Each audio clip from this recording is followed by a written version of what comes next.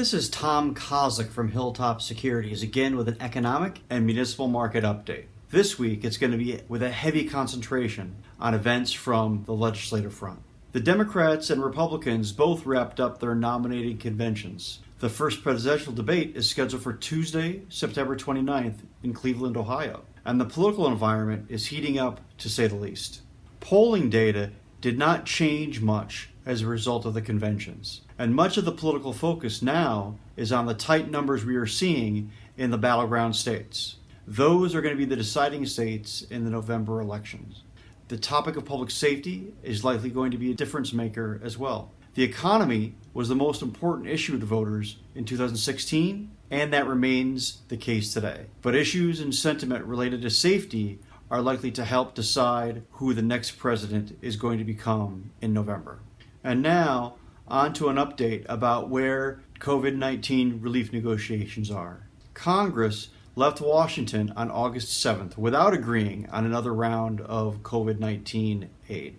Lawmakers did not fail to compromise on a fifth phase of COVID-19 relief because the economy, because small business didn't need it, because the unemployed or public finance entities no longer needed relief. No, lawmakers failed to compromise because they remain too far away from one another on both the specific details and the big picture amount.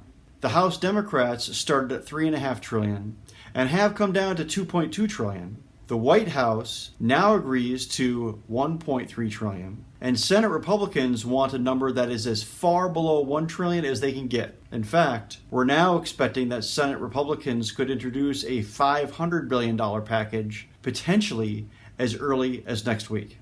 This would not be $500 billion for state and local governments. We're talking about $500 billion total for the fifth phase of COVID relief. Monday, Chief of Staff Meadows said that state and local government aid had been the key roadblock in negotiations. Meadows highlighted that the $900 billion the Democrats were looking for was a number that was not based on reality.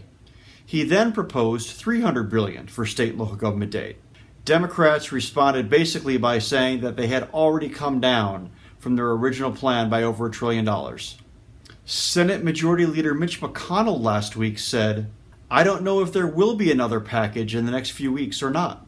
Leader McConnell also said that any appetite for bipartisanship has quote-unquote descended. So although lawmakers are at least talking, it seems like each group is still fairly far apart. The House will be in session until Friday, October 2nd, and the Senate until Friday, October 9th. Perhaps the prospect of returning home before the election could be enough to nudge them toward a compromise.